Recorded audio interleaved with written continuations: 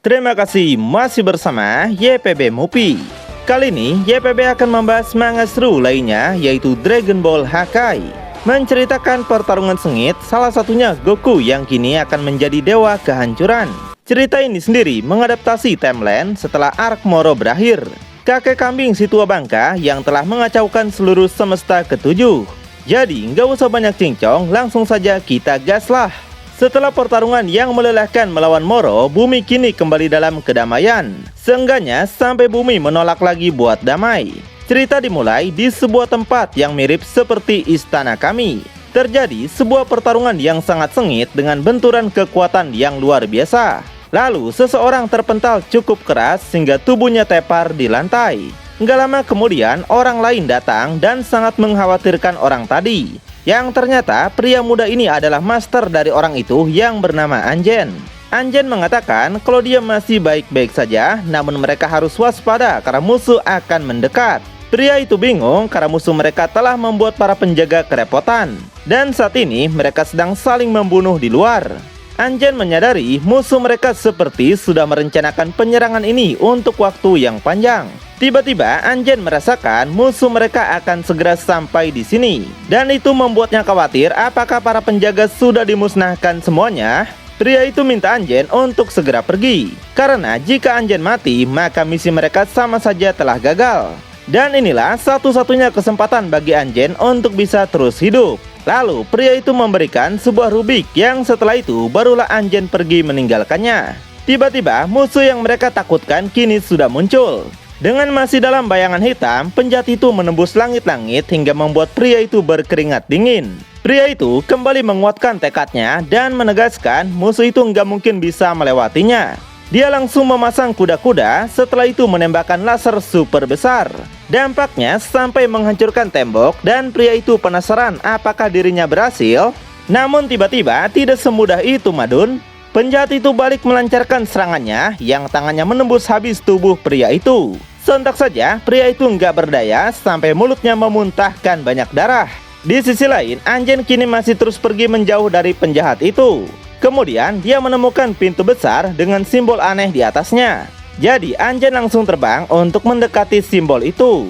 Setelah itu menggunakan kekuatannya demi bisa membuka pintu itu. Anjen berpikir jika pintu itu tertutup maka penjahat itu pasti nggak bakalan bisa masuk mengejarnya. Tidak peduli seberapa kuatnya penjahat itu, Anjen yakin akan kekuatan pintu itu. Namun tiba-tiba tidak sesuai ekspektasi. Penjahat itu masih dapat masuk hingga mengagetkan Anjen sendiri. Lalu penjahat itu menyerang dengan sangat cepat yang mendorong Anjen terbang melayang jauh. Tubuhnya sampai terseret, selain itu dia juga menjatuhkan rubik yang dia beli seharga 5.000. Anjen sangat panik karena nggak tahu lagi apa yang bisa dia lakukan sekarang. Kemudian Anjen melihat ke samping dan menemukan sesuatu dengan bolongan di tengahnya. Anjen yakin dengan dia memasukkan rubik ke dalam lubang itu, maka dia bisa memperbarui energi kotak segelnya. Namun kotak itu kini terjatuh tepat di hadapan sang penjahat. Dan Anjen berpikir pria itu nggak bakal membiarkannya berbuat sesuatu. Jadi Anjen yang nggak punya pilihan lain segera bersiap untuk menggunakan jurus pamungkasnya. Serangan ini memiliki resiko yang akan membuat tubuhnya merasa kesakitan. Namun Anjen gak peduli meskipun tubuhnya hancur sekalipun, yang penting dia bisa mengalahkan penjahat itu. Yang perlu Anjen lakukan hanyalah memasukkan kotak baterai itu ke dalam lubangnya. Dengan begitu, maka setiap alam semesta akan aman selama beberapa juta tahun lagi. Karena baginya pengorbanan ini sudah tugasnya sebagai penjaga surgawi. Mungkin simpelnya Anjen adalah seorang penjaga yang harus mengganti baterai selama beberapa juta tahun sekali. Baterai itu adalah daya untuk sebuah tempat penyegelan.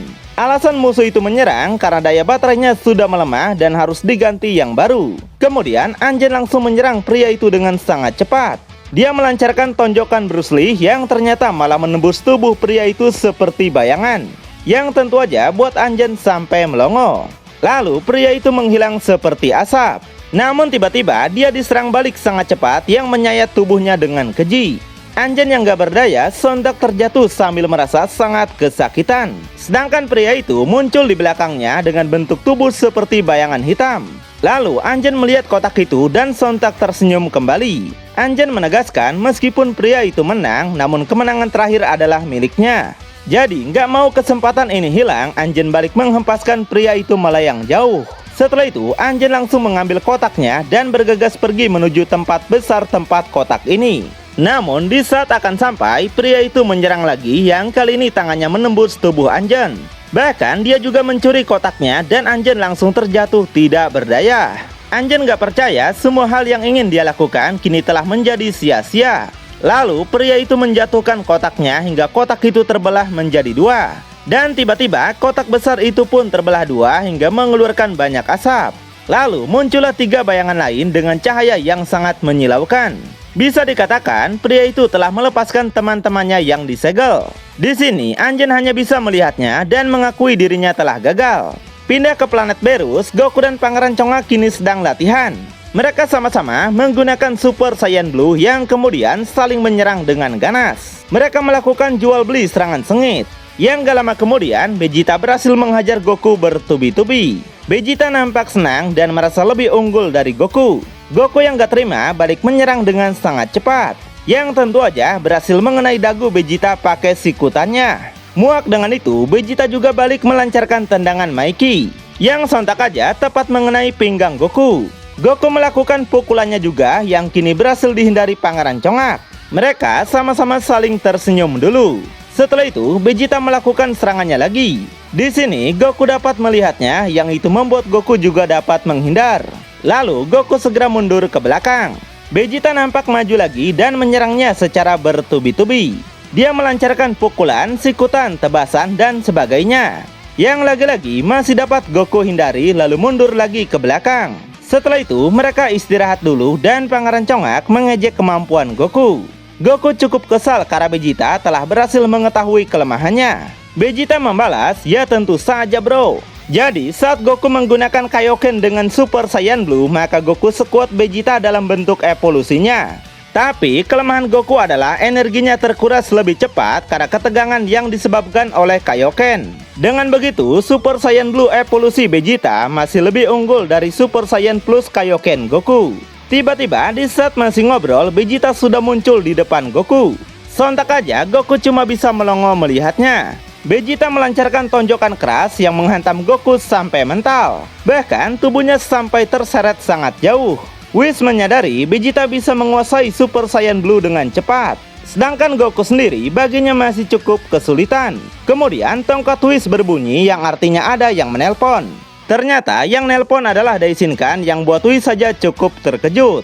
Karena nggak biasanya Daishinkan meluangkan waktu untuk menelponnya. Di sini Daishinkan mengatakan mereka sedang menghadapi pertemuan untuk seluruh dewa dan para angel. Jadi Daishinkan minta Whis untuk datang juga. Selain itu Daishinkan minta Goku dan Vegeta juga untuk diajak. Sontak aja Whis sampai bingung kenapa Goku dan Vegeta harus diajak.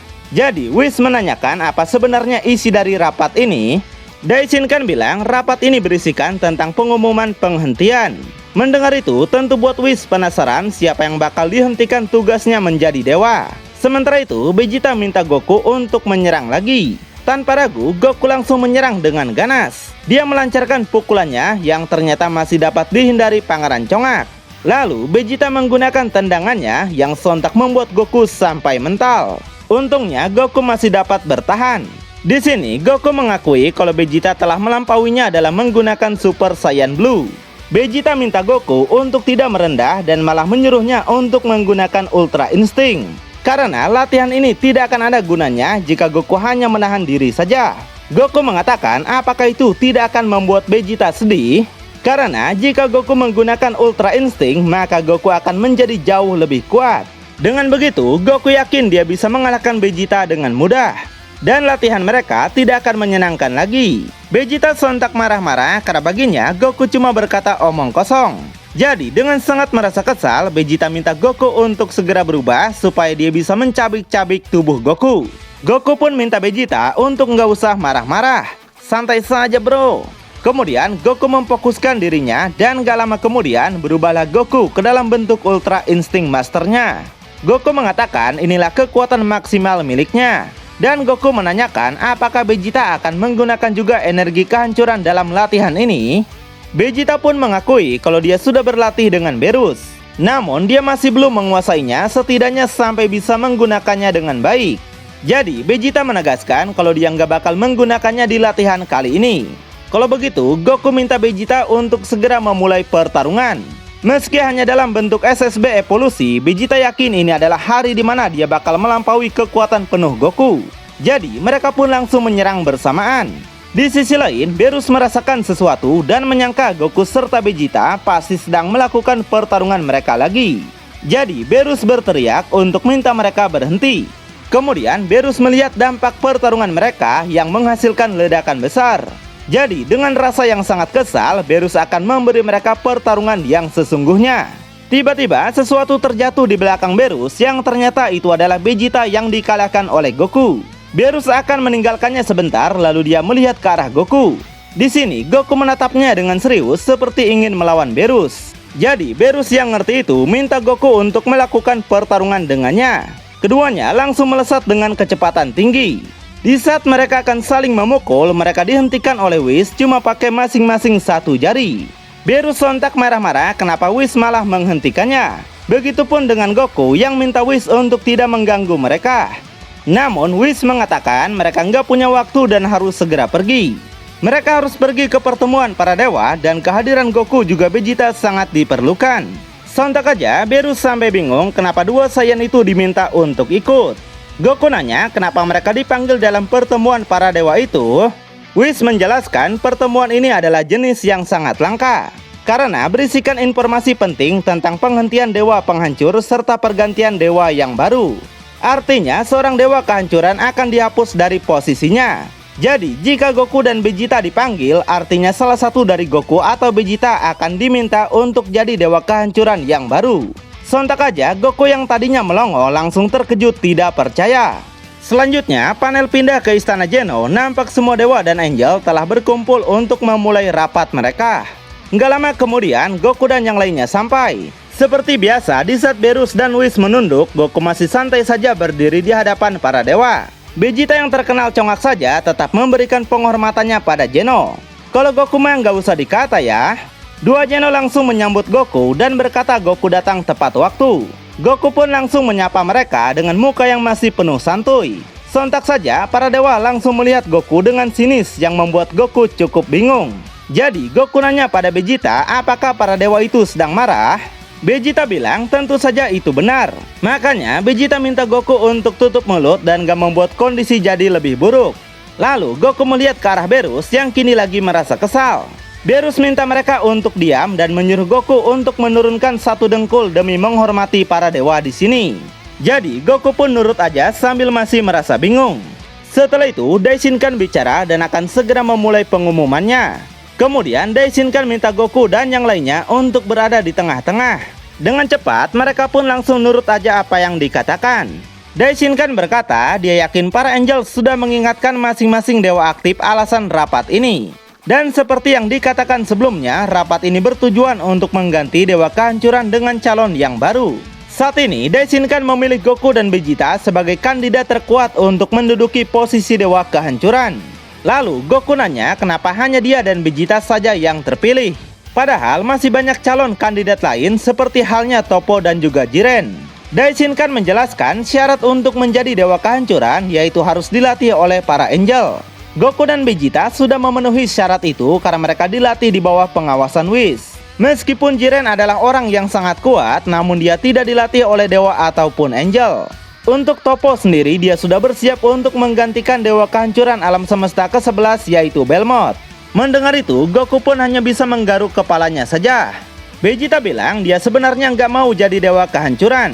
Tapi dia akan menerimanya jika itu pilihan satu-satunya cara melanjutkan pelatihannya dengan Whis. Mendengar itu, Daishinkan pun sangat senang dengan pendapat Vegeta. Lalu Daishinkan minta Whis untuk informasikan pada Geno bersama dewa yang hadir untuk menjelaskan tentang Goku dan Vegeta. Whis mengatakan untuk Goku sendiri dia adalah petarung yang sangat kuat. Goku telah mencapai Ultra Instinct Master yang bahkan dewa kehancuran generasi ini tidak bisa mencapainya. Sayangnya kata Whis disinilah manfaat memilihnya berhenti. Goku cukup riang dan terputus dari masa kini. Meskipun Goku baik, kemurahan hatinya seringkali mendekati kebodohan. Mendengar itu, Goku pun langsung ngedumel karena Whis malah mempermalukannya. Lalu Whis mulai menjelaskan tentang Vegeta. Bagi Whis, meskipun Vegeta tidak memiliki kemampuan untuk menggunakan Ultra Instinct, tapi baru-baru ini dia sudah latihan untuk menguasainya. Kemajuan bagi Vegeta mungkin akan sangat menjanjikan. Untuk kekuatan, Vegeta adalah petarung yang sangat kuat. Tapi berbeda dengan Goku, Vegeta selalu bertindak dengan serius. Dia juga memiliki sifat keras dan kekurangan yang diperlukan untuk melakukan pekerjaannya sebagai dewa kehancuran. Mendengar itu, Vegeta langsung senyum dan mengatakan pada Goku kalau dia jauh lebih baik. Setelah itu, Daishinkan minta semua dewa dan para angel untuk memberikan suara mereka tentang siapa yang dipilih antara Goku atau Vegeta. Setelahnya, maka Geno akan ngambil keputusan siapa yang akan terpilih sebagai dewa kehancuran yang baru. Semua dewa langsung terdiam dan mulai berpikir untuk menentukan pilihan mereka, yaitu menggunakan sebuah alat mirip jam pasir yang gak lama kemudian terlihatlah hasilnya. Di sini 12 dewa dan 12 angel telah memilih pilihan mereka. Daishinkan langsung mengatakan pemenang dari suara terbanyak jatuh pada Pangeran Congak.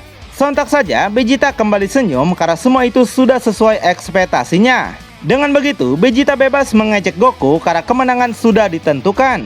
Goku mengungkapkan dia bukannya nggak mau jadi dewa kehancuran, tapi Goku nggak mau kalah seperti ini. Lalu Daishinkan menginfokan ini pada Geno tentang semua dewa yang memilih Vegeta. Namun dua Geno sontak menolaknya dan menyuruh semua dewa untuk memilih Goku.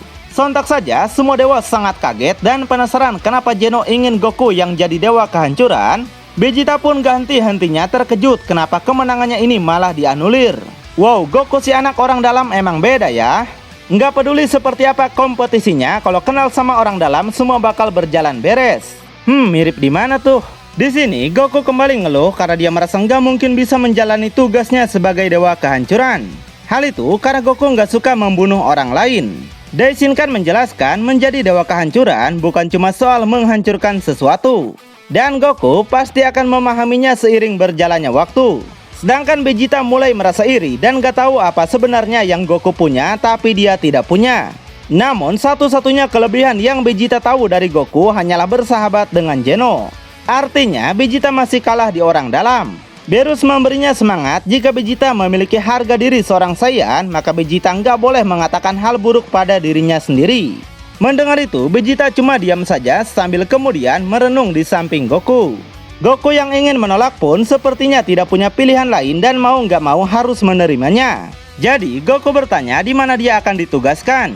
Daishinkan menjelaskan setelah dia melihat data dan fakta dari 12 alam semesta, hanya 4 saja yang menjalankan tugasnya dengan baik, yaitu Gin dari semesta ke-12, Liquid dari semesta ke-8, Arak semesta ke-5, dan Iwan dari semesta ke-1. Selain 4 itu, para dewa kehancuran lain malah melalaikan tugas mereka. Jadi 8 alam semesta telah mengalami perubahan banyak, bahkan beberapa tidak menaati peraturan dan bertindak sendiri. Dan orang yang disebutkan Daishinkan harus keluar dari sini. Sontak saja semua dewa langsung terkejut dan penasaran siapa yang bakal diusir. Nah, setelah merenung yang panjang, Daishinkan memutuskan dewa kehancuran yang akan diganti adalah dari alam semesta ke-6, yaitu Champa. Sontak saja Champa langsung terdiam dan kemudian menundukkan kepalanya. Para dewa pun hanya bisa memasrahkannya saja, begitupun dengan Beerus yang harus kehilangan saudaranya. Lalu, dapatkah Goku menjalankan tugasnya dengan baik sebagai dewa kehancuran semesta ke-6? Tonton kelanjutannya di channel YPB Movie, channelnya anime masa kini.